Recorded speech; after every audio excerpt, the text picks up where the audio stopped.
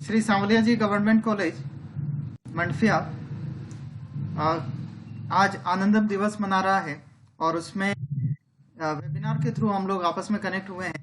सभी respected faculty members, principal sir और सभी पार्टिसिपेंट्स, डियर स्टूडेंट्स, आज 7 दिसंबर 2020 को हम लोग हमारे कॉलेज का आनंदम दिवस मना रहे हैं और ये MLSU की तरफ से जो हमें निर्देश दिए गए हैं उसके अकॉर्डिंग हम लोग इस वेबिनार को आयोजित कर रहे हैं। अब मैं हमारे आनंदम प्रभारी श्री राजकुमार जी जाकल को इनवाइट करता हूं कि वो सभी पार्टिसिपेंट्स और राजकुमार सर। हाँ, यस सर। हाँ, सभी का स्वागत है इस वेबिनार में। विश्वविद्यालय एवं कॉलेज में पढ़ने वाले छात्र छात्राओं को तनाव से मुक्त रखने के लिए उच्च शिक्षा विभाग ने इस सत्र से पाठ्यक्रम में आनंदम कोर्स को जोड़ा है। आनंदम कोर्स का मुख्य उद्देश्य विद्यार्थियों को तनाव से मुक्त रखने के साथ साथ सामाजिक सरोकार से जोड़ना है। उच्च शिक्षा के क्षेत्र में नवाचार की दिशा में आनंदम पाठ्यक्रम को शुरू किया जा रहा है। यह पाठ्यक्रम वर्तमान सत्र में स्नातक प्रथम वर्ष में संचालित होगा। इसके पश्चात अगले साल से स्नातक द्वितीय वर्ष और उसके बाद स्नातक तृतीय वर्ष में शुरू होगा। आनंदम पाठ्यक्रम जो है ये अनिवार्य प्रश्न पत्र के रूप में होगा। इसके लिए प्रत्येक छात्र छात्रा को अपनी एक डायरी मेंटेन करनी होगी। इस डायरी के 10 अंक होंगे। इसमें छात्र छात्रा जो है वो प्रतिदिन किए गए सेवा कार्य को लिखेंगे। इसके अलावा इस पाठ्यक्रम के अंतर्गत आपको परियोजना की एक रूपरेखा बनानी है। इस रूपरेखा के 20 अंक होंगे। आनंदम दिवस पर आपकी उपस्थिति के 20 अंक होंगे और परियोजना एवं इस परियोजना की रिपोर्ट के 50 अंक होंगे। इस प्रकार आपके कुल 100 अंकों का आनंदम पाठ्यक्रम है। अब इस आनंदम पाठ्यक्रम के अंतर्गत आप व्यक्तिगत रूप से काफी सामाजिक कार्य कर सकते हैं, जैसे पौधे लगाना, पेड़ों को सींचना, पड़ोसी या दोस्त की मदद करना, जरूरतमंद व्यक्ति के साथ भोजन, पानी, दवा आदि साझा करना, लोगों को सड़कों पर कचरा फेंकने से रोकना, बच्चों, महिलाओं के साथ अभद्र भाषा का प्रयोग करने वालों को रोकना, किसी का खोया हुआ कोई सामान पहुंचाना, छात्र छात्राओं, वृद्धजनों, पड़ोसियों आदि के साथ शांति को कायम रखना। इस प्रकार आप बहुत सी गतिविधियां करके सामाजिक सरोकार कर सकते हैं। इसके बारे में हमारी आज की थीम जो है, इस थीम पे जो मुख्य अपने वक्ता आ रहे हैं उन श्री डॉक्टर मीनाक्षी माहुर, मैं उनको इनवाइट करना चाहूंगा कि वो आपको डिटेल से बताए। डॉक्टर मीनाक्षी माहुर।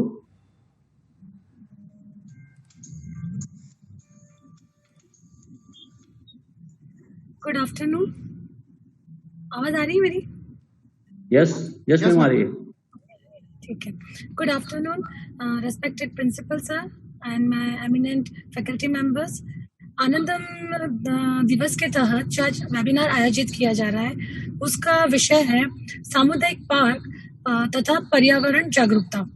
इस विषय पर मैं पावर पॉइंट प्रेजेंटेशन के माध्यम से कम्युनिटी पार्क की महत्वता तथा उससे क्या फायदे हो सकते हैं हम लोगों को और स्टूडेंट्स को, तो उस बारे में मैं बताना चाहूंगी।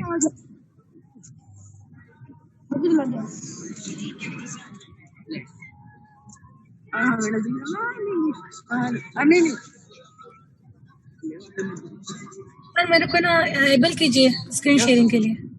कर दिया मैम। हेमंत सर कर दिया मैम।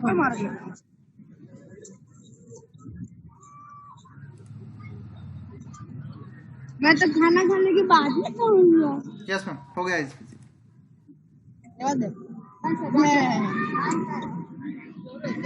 करेगा तेरे पागल तू।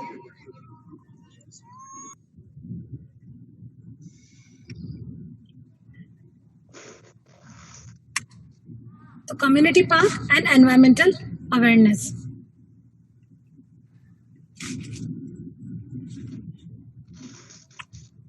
कम्युनिटी पार्क और एनवायरमेंटल अवेयरनेस हमारी लाइफ में बहुत ज़रूरी है। ये एक हमारे क्रूशियल डेवलपमेंट के लिए बहुत इम्पोर्टेंट है। पार्क किसी भी कम्युनिटी का एक महत्वपूर्ण हिस्सा है। एक कॉलोनी या सिटी के स्वस्थ विकास के लिए बहुत ही अति आवश्यक है। यह किसी शहर की प्लानिंग में महत्वपूर्ण स्थान रखता है। पार्क किसी भी स्थान का केवल सौंदर्य नहीं बढ़ाता है, बल्कि उसको एक मनोरंजन के लिए एक स्थान भी प्रदान करता है। हर पार्क का अपना एक इकोसिस्टम होता है। यहाँ पे कई प्रकार के जीव निवास करते हैं और ये कई जीवों का नेचुरल हैबिटेट होता है। इस इकोसिस्टम की वजह से एक फूड वेब और फूड चेन दोनों का एक कंटिन्यूएशन रहता है और ये एक नेचुरल हैबिटेट प्रोवाइड करता है एनिमल्स को। पार्क की वजह से हमारे जो पड़ोसी लोग हैं या कॉलोनी में जितने भी रहने वाले हैं आपस में इंटरेक्ट कर सकते हैं और आपस में कुछ भी एक्टिविटीज कर सकते हैं और अपने एक्सपीरियंसेस शेयर कर सकते हैं। पार्क एक ऐसा स्थान है जहाँ कॉलोनी में रहने वाले लोग मिलकर कोई भी एक्टिविटीज जैसे सांस्कृतिक है, साहित्यिक है, ये अच्छी तरीके से कर सकते हैं और इससे कंपटीशन की जो भावना है वो भी बच्चों में, स्पेशली छोटे बच्चों में पैदा होती है। पार्क में हम काफ़ी फिजिकल एक्टिविटीज कर सकते हैं जिससे हमारा कंसंट्रेशन और लर्निंग बढ़ती है और हमारा जो पर्सनल कॉन्फिडेंस है, सेल्फ अवेयरनेस है, वो बढ़ती है। ये सब करने से हमारा स्ट्रेस दूर होता है, हमें डिप्रेशन और एंजाइटी की कमी, हम डिप्रेशन में नहीं जाते, एंजाइटी की कमी होती है, हमारे सेल्फ स्टीम को बढ़ावा मिलता है और इस प्रकार से हमारी जो क्वालिटी है, लाइफ की क्वालिटी है, उसमें इम्प्रूवमेंट आता है। पार्क की एक अपनी इकोनॉमिक बेनिफिट्स भी हैं। किसी जगह या प्रॉपर्टी पे अगर वो पार्क है तो उस जगह की प्रॉपर्टी वैल्यू भी बढ़ जाती है और म्यूनिसिपल रेवेन्यू भी बढ़ता है, जिससे किसी भी कॉलोनी या शहर की ये शोभा बढ़ाता है। इसलिए इससे काफ़ी इकोनॉमिक बेनिफिट्स हो सकते हैं। तो हम कैसे इसको मेंटेन करें उस पर बात करना चाहूँगी मैं नेक्स्ट। कोई भी पब्लिक पार्क है उस पर हम प्लांटेशन कर सकते हैं और एट रेगुलर इंटरवल्स पे, जैसे 1 महीने में एक बार हम वहाँ से वीड्स जो कि अनवांटेड प्लांट्स है उसको रिमूव कर सकते हैं।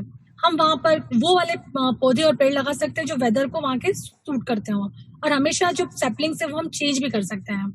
और हमें एटलीस्ट एक वीक में हमें पार्क को क्लीन करना चाहिए और वहाँ पे जो भी पॉल्यूटेंट्स हैं वो रिमूव करनी चाहिए, स्पेशली नॉन बायोडिग्रेडेबल वेस्ट जैसे कि प्लास्टिक है। इससे सॉइल पोल्यूशन बढ़ता है और काफ़ी डिजीजेस भी हो सकती है। और हम वहाँ के जो रेजिडेंट्स हैं, जो भी वहाँ पे रहने वाले हैं, उनको भी हम मोटिवेट कर सकते हैं कि वो आए और पार्क को मेंटेन करें। इसके लिए हम कुछ नोटिस बोर्ड लगा सकते हैं और कोई तकनीक बता सकते हैं कि हम कैसे उस पार्क को मेंटेन करेंगे। वहाँ के लोगों को हम मोटिवेट कर सकते हैं कि आओ और एक्टिविटीज में भाग लो, जिससे पूरे पार्क के लोगों का डेवलपमेंट होगा। हम उसकी बुशेस की बराबर प्रूनिंग करें, ट्रीज जो बड़े हैं उनकी कटिंग करें और ट्रीज को मैनिक्योर करें। तो इस तरह से हम वहाँ के ट्रीज और प्लांट्स की देखभाल कर सकते हैं। और एक और तरीका है कि वहाँ पे जितने भी प्लांट्स हैं उनके बारे में छोटे छोटे प्लेकार्ड्स बना के वहाँ रख सकते हैं, जैसे ये प्लांट कौन सी स्पीशीज का है, इसके इकोनॉमिक बेनिफिट्स क्या है, कोई मेडिसिनल वैल्यू है तो उसके बारे में लिख सकते हैं। तो ये सब करने से हम एक पार्क को अच्छी तरह से मेंटेन कर सकते हैं। एनवायरमेंट और पर्सनल हेल्थ का परस्पर एक संबंध है। हम ये देखेंगे कि अगर हम अपने आप को स्वस्थ रखना है तो हमें आसपास के वातावरण को भी स्वस्थ रखना होगा। मानव विकास के आवश्यक तत्व के तौर पर लोगों का स्वास्थ्य एक देश की आर्थिक समृद्धि तथा स्थिरता के लिए अपरिहार्य है और स्वस्थ रहने के लिए हमें अपने आसपास के वातावरण को स्वस्थ रखना ही पड़ेगा। हम सभी को पार्क में समय बिताना बहुत अच्छा लगता है और इससे हमारे हेल्दी डेवलपमेंट को इंक्रीज करता है। तो हमें पार्क को मेंटेन करना चाहिए और जिससे पर्यावरण जागरूकता बढ़ेगी। Thank you. Thank you ma'am.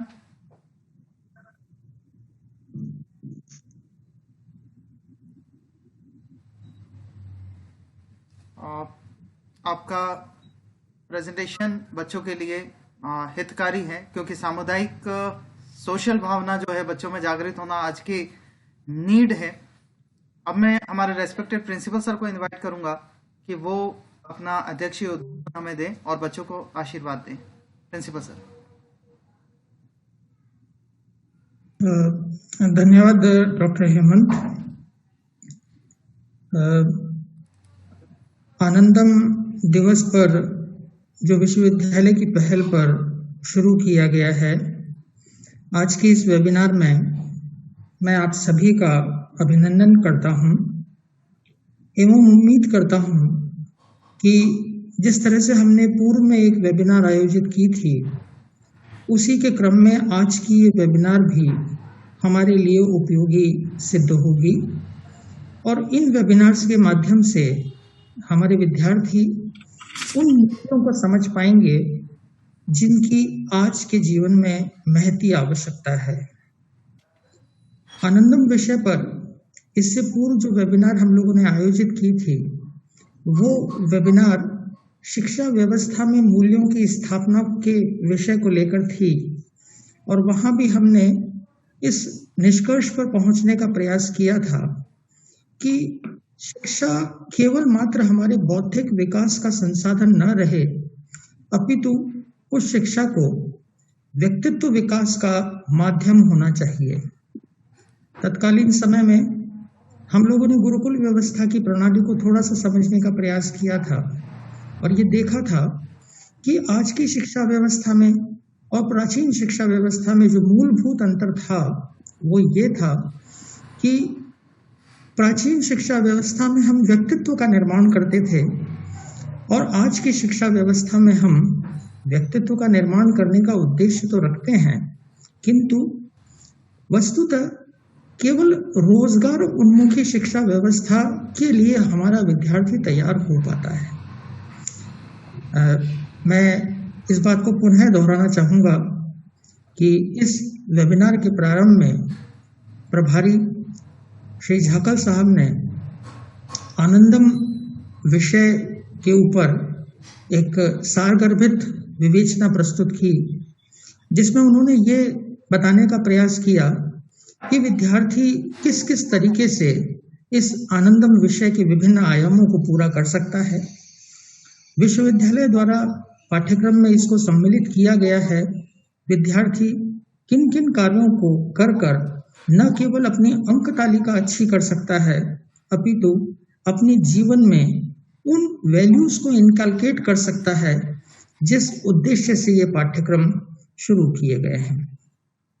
आज की मुख्य वक्ता डॉक्टर मीनाक्षी माहूर ने विषय को प्रवर्तित करते हुए हमारे दैनिक जीवन में, या यूं कहें कि हमारे संपूर्ण जीवन के लिए सामुदायिक उद्यानों का क्या महत्व है, हम उनकी स्थापना कैसे कर सकते हैं और उन उद्यानों की स्थापना के उपरांत हमको क्या प्राप्त होगा, इस पर अपने विचारों को केंद्रित किया है। आनंदम विषय वस्तुतः एक पाठ्यक्रम के रूप में न लेकर इसको हमें जीवन पद्धति के रूप में लेना चाहिए, ये निष्कर्ष हमने अपनी गत वेबिनार में निकाला था।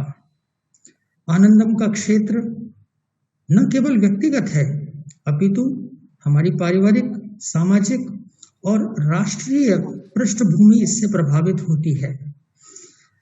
एक व्यक्ति जब कोई कार्य करता है तो उसे प्राप्त होने वाली खुशी न केवल उस तक सीमित रहती है, वरन उस पूरे समूचे जन सामान्य तक वो खुशी फैलती है जिसमें एक व्यक्ति इस विषय से जुड़े हुए उद्देश्यों को दूसरे तक पहुंचाने का प्रयास करता है। आनंदम विषय के बहुत सारे आयाम हैं और उन आयामों में कुछ एक आयामों का जिक्र मैं यहाँ पर करना चाहूँगा। जैसे पहली चीज है कि शिक्षा के साथ यदि हमें चरित्र का विकास करना है तो हमें इस तरह के पाठ्यक्रमों पर पर्याप्त ध्यान देना चाहिए। शिक्षा एक व्यक्ति के बौद्धिक स्तर को बढ़ाती है, वहीं उसका चारित्रिक विकास उस व्यक्ति के व्यक्तिगत गुणों में इजाफा करता है। जब हम व्यक्ति में मूल्यों का समावेश करते हैं, उसी समय हम ये कह पाते हैं कि हम एक ऐसी शिक्षा व्यवस्था से जुड़े हुए हैं जो हमें व्यक्ति से व्यक्तित्व बनाती है। सामाजिकरण की अवधारणा इस बात में यकीन करती है कि जिस समय व्यक्ति का जन्म होता है वो केवल एक जैविक प्राणी होता है, किंतु विभिन्न सामाजिक प्रक्रियाओं के माध्यम से उस व्यक्ति का सामाजिकरण होता है जिसमें संस्कृति का एक विशेष स्थान होता है। आनंदम सब्जेक्ट को शिक्षा के साथ जोड़ते हुए हम जीवन पद्धति का एक माध्यम बनाना चाहते हैं। वस्तुतः आप लोगों ने अनुभव किया होगा कि जब से ये पृथ्वी बनी है, मनुष्य ने बहुत विकास किया है। आज के इस विकास के दौर को देखते हुए हम इतना जरूर कह सकते हैं कि भौतिक संसाधनों के विकास में मानव मस्तिष्क ने कहीं कमी नहीं छोड़ी है। लेकिन उसके उपरांत भी हम इस बात को अच्छी तरह से जानते हैं कि ये विकास हम में एक प्रकार के असंतोष को, एक प्रकार के तनाव को, दबाव को, अवसाद को जन्म देता जा रहा है। आवश्यकता इस बात की है कि विकास के साथ साथ हमको संतोष भी प्राप्त हो, आत्मिक खुशी का भाव भी हमारे मस्तिष्क में, हमारे दिल में अपना स्थान बनाए। ये हमारे लिए एक महती आवश्यकता है और ये आवश्यकता उस समय पूरी हो सकती है जब हम शिक्षा व्यवस्था के अंदर बुद्धि और करिकुलम को तो इंक्लूड करते हैं, लेकिन यदि हम उस शिक्षा को वैल्यू एजुकेशन के रूप में कन्वर्ट करते हैं, तब वो शिक्षा हमारी रोजगार परक शिक्षा से हटकर मूल्यात्मक शिक्षा में परिवर्तित होती है। वस्तुतः बुद्धि विकास से लेकर व्यक्तित्व विकास तक की जो ये यात्रा है, ये यात्रा ही हमें इस आनंदम विषय से जोड़े रखती है। ये विकास, व्यक्तित्व विकास वस्तुतः बहुत सारे आयामों पर निर्भर करता है जो मूल रूप से मानव मात्र के चरित्र से संबंधित है। आज की इस वेबिनार का जो विषय है जिस पर हम चर्चा करने के लिए एक जगह इकट्ठा हुए हैं, वो विषय है सामुदायिक उद्यान एवं पर्यावरण जागरूकता। सामुदायिक उद्यान का कंसेप्ट आज की मुख्य वक्ता डॉक्टर माहूर ने स्पष्ट किया कि सामुदायिक उद्यानों की हमारे जीवन में अब क्या उपादेयता है, हम किस तरह से उसका सृजन कर सकते हैं और उस सृजन के उपरांत हम किस प्रकार से आत्मिक संतोष प्राप्त कर सकते हैं। प्रथमतः यदि हम इस बात को समझें कि पर्यावरण जागरूकता में हमारा योगदान क्या है, या ये पर्यावरण शब्द हमें किस ओर सोचने को मजबूर करता है, तब वहाँ आप इस बात को पाएंगे कि पर्यावरण का एक सामान्य आशय है कि एक व्यक्ति के आसपास जितना वातावरण उपलब्ध है, विशेष तौर पर पर्यावरण में हम प्राकृतिक वातावरण को ज्यादा शामिल करते हैं। यद्यपि पर्यावरण शब्द के अंदर हर वो तथ्य शामिल होता है जिसका जीवन से वास्ता पड़ता है, परंतु निरपेक्ष रूप में अगर हम देखें तो प्राकृतिक पर्यावरण एक ऐसा घटक है जो मनुष्य को प्रकृति से न केवल जोड़ता है वरन उसे आंतरिक खुशी भी प्रदान करता है। मानव जीवन का अधिकांश भाग उसके परिवार में, दूसरा उसकी शिक्षा संस्था में और तीसरा रोजगार के क्षेत्र में बीतता है। आप और हम इस बात को अच्छी तरह से जानते हैं कि जितने वर्षों तक हमें जीवन व्यतीत करना होता है, ये तीन जगह ऐसी हैं, ये तीन क्षेत्र ऐसे हैं जहां हमारे जीवन का अधिकांश भाग व्यतीत होगा। मूलतः ये तीनों क्षेत्रों के अंदर जो उपलब्ध पर्यावरण है, चाहे वो प्राकृतिक हो या अप्राकृतिक हो, वही हमारे जीवन का निर्माण करता रहता है। इस निर्माण प्रक्रिया के अंदर निसंदेह हम सभी अपना अपना योगदान भी करते हैं। आज के इस विषय को केंद्रित करते हुए मैं इस तरफ आपका ध्यान आकर्षित करना चाहूंगा। गत वेबिनार में हमने मूल्यात्मक व्यवस्था या शिक्षा में संस्कृति की व्यवस्था को स्थापित करने के लिए विचार मंथन किया था। और आज की इस वेबिनार में हमारा उद्देश्य बहुत पिन पॉइंटेड है, और वो ये है कि हम पर्यावरण जागरूकता को सामुदायिक उद्यानों के माध्यम से किस तरह से स्थापित कर सकते हैं। जैसा मैंने आपको स्पष्ट किया कि हमारा सबसे पहला जीवन हमारे परिवार में बीतता है। हमारा दूसरा जीवन जिस समय हम शिक्षा को शुरू करते हैं तब शिक्षा संस्थानों में बीतता है, और हमारा जीवन का एक बड़ा हिस्सा उन स्थानों पर बीतता है जहां हम रोजगार करते हैं। ये तीनों स्थान ऐसे स्थान हैं जहां हमें प्रकृति से तादात्म्य स्थापित करना होता है, एकात्मकता स्थापित करनी होती है, और इस स्थापना की प्रक्रिया में ही हमारे चिंतन को थोड़ा पर्यावरण के प्रति जागरूक बनाना होता है। पर्यावरण जागरूकता का अर्थ केवल इतना ही नहीं है कि हम पर्यावरण को ठीक करने के लिए क्या कर सकते हैं। दरअसल पर्यावरण जागरूकता से आशय ये भी लिया जाना चाहिए कि हमारा पर्यावरण पूरे जीवन के लिए या पूरे मानव समुदाय के लिए किस प्रकार से हितकर हो सकता है। विश्व में ऐसी अनेकों उदाहरण हैं जहां पर ये देखने को मिलता है कि मनुष्य ने जब पर्यावरण या प्रकृति से छेड़छाड़ की है उसके दुष्परिणाम हमारे सामने आए हैं। पहले का संबंध विभिन्न प्रकार के प्रदूषणों से रहा हो, विभिन्न प्रकार के विकास से रहा हो। आवश्यकता इस बात की है कि सृष्टि की जो रचना है, जहां हमारे पास प्राकृतिक पर्यावरण भी उपलब्ध है और मानव भी उपलब्ध है, इन दोनों के मध्य एक विशेष प्रकार के संतुलन को स्थापित करते हुए यदि हम जीवन यापन करेंगे तो निसंदेह हम एक ऐसे सृष्टि की रचना कर पाएंगे जो दोनों के लिए मजबूत होगी। इसलिए आवश्यकता इस बात की है कि हम एक मूल्य ये भी जोड़ें कि पर्यावरण के प्रति न केवल हमें जागरूक होना है वरन अपने समाज के हर हिस्से को जागरूक करना है, चाहे वो परिवार हो, शिक्षा संस्थान हो या राष्ट्र का कोई और हिस्सा हो। पर्यावरण की इस जागरूकता के लिए जैसा डॉक्टर मीनाक्षी माहौर मैम ने स्पष्ट किया कि एक विशेष प्रकार का संसाधन है कि हम जिस समुदाय में रहते हैं वहां पर सामुदायिक उद्यानों की स्थापना में अपना योगदान करें। हमारा सबसे पहला जीवन जहां बीतता है वो है परिवार। हम कोशिश करें कि परिवार जहां रहता है उसके आसपास का वातावरण हम जितना प्राकृतिक कर सकते हैं हमें करने का प्रयास करना चाहिए। दूसरा हमारा हिस्सा है शिक्षा संस्थान, जहां लगभग एक व्यक्ति अपने जीवन का चौथाई हिस्सा व्यतीत करता है। वहां पर उनकी कोशिश होनी चाहिए कि पर्यावरण सुरक्षा के लिए, पर्यावरण को विकसित करने के लिए अगर वहां पर किसी प्रकार के उद्यानों की स्थापना की जा सके तो वो बहुत ही श्रेष्ठकर होगा। और मैं समझता हूं कि हमारी जो युवा शक्ति है वो युवा शक्ति इस मामले में काफी सक्षम है कि आप जिन स्कूलों में पढ़ते हैं, आप जिन कॉलेजेस में पढ़ते हैं या जिन विश्वविद्यालयों में पढ़ने जाएंगे वहां के पर्यावरण में आपका अपना योगदान क्या है इस बारे में भी सोचने की ओर प्रवृत्त हम हों। और इस शिक्षा को पूरा करने के बाद जब हम रोजगार की तरफ चले जाते हैं तब हमारा ध्यान निसंदेह धनोपार्जन हो जाता है।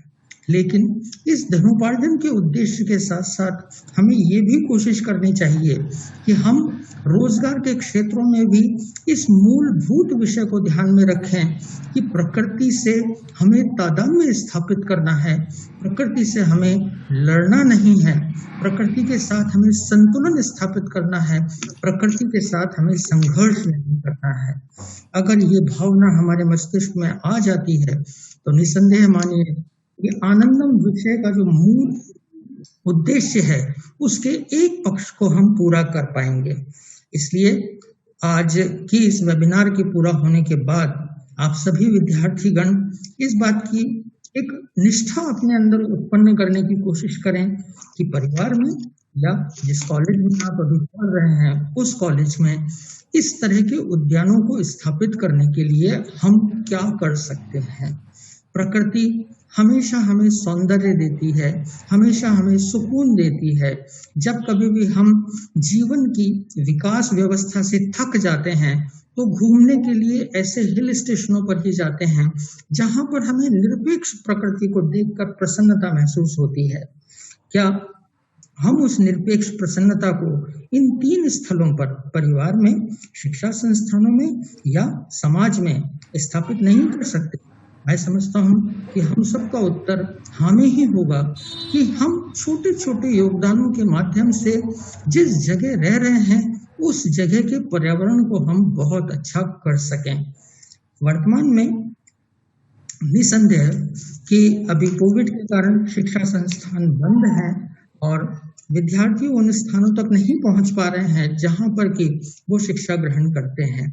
अभी उपयुक्त समय है कि जिन परिवारों में आप रह रहे हैं वहां आसपास कोई कोशिश कीजिए कि अगर हम उन स्थानों पर पूरा उद्यान स्थापित नहीं करते हैं, केवल 1-2 पौधे लगाने का भी काम करते हैं या लगे हुए पौधों को पर्याप्त संरक्षण देने का काम करते हैं, उनको पोषण देने का काम करते हैं, तो ये भी पर्यावरण जागरूकता का में हमारा एक योगदान होगा। जैसा आपने देखा कि आज जो विकसित शहर हैं, उन विकसित शहरों में अलग अलग तरह की सोसाइटीज डेवलप होती हैं, अलग अलग तरह के कॉलोनीज डेवलप होती हैं। उन कॉलोनीज के अंदर जो बिल्डर्स हैं वो इस बात का प्रावधान रखते हैं कि वहां पर उद्यान या सामुदायिक उद्यान किस तरह से स्थापित किए जाएंगे। उनके लिए न केवल जमीन आरक्षित रखी जाती है वरन वहां पर अच्छे उद्यानों की स्थापना का प्रयास भी किया जाता है। ये विचार केवल विकसित शहरों तक ही सीमित ना रहे, हमें इस विचार को कि हमें ऐसे उद्यानों की स्थापना हर स्थान पर जहां पर वो उपयुक्त है वहां पर करनी है, तो उसके लिए हमें प्रयास करना चाहिए। विकसित शहरों में मनुष्य यांत्रिक जिंदगी से अब थक जाता है, तब वह इन उद्यानों की ओर अग्रसर होता है। एक व्यक्ति को सुबह शाम इन उद्यानों में घूमना या प्रकृति के पास रहना अच्छा लगता है, उसको एक आत्मिक खुशी होती है और ये आत्मिक खुशी ही हमको आनंदम से जोड़ती है। इसलिए आज हम बहुत पिन पॉइंट बात कर रहे हैं, आनंदम विषय के एक विशेष पहलू को लेकर बात कर रहे हैं कि सामुदायिक उद्यान न केवल पर्यावरण जागरूकता को बढ़ाते हैं वरन हमें आत्मिक खुशी प्रदान करते हुए आनंद की अनुभूति में भी ले जाते हैं। और आनंद की अनुभूति, आप यकीन मानिए, एक निरपेक्ष विचार है। निरपेक्ष विचार से मेरा आशय यह है कि खुशी अगर होती है, किसी एक व्यक्ति को होती है, तो यकीन मानिए उन चीजों को देखकर खुशी हर व्यक्ति को होगी।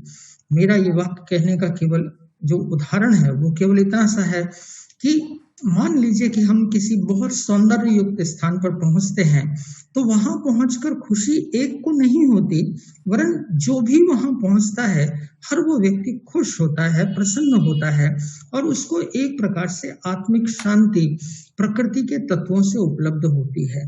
उन्हीं प्राकृतिक तत्वों को हमें अपने समुदाय में स्थापित करना है।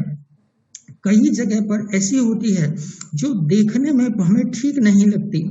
प्राथमिक उद्देश्य है कि जिन जगहों को हम देखने में सुरुचिकर नहीं पाते हैं वहां हम कोशिश करें सबसे पहले उसको साफ रखने का प्रयास करें। यदि हम उसको साफ रखेंगे तब कहीं ना कहीं हमारे मस्तिष्क में आएगा कि सफाई के बाद जो दूसरा चरण है वो है सौंदर्य युक्त बनाना, कि हम उस स्थान को सौंदर्य युक्त बनाने की कोशिश करेंगे। उस जगह का सौंदर्य केवल उस तक सीमित नहीं रहता वरन हमें आंतरिक खुशी उपलब्ध कराता है।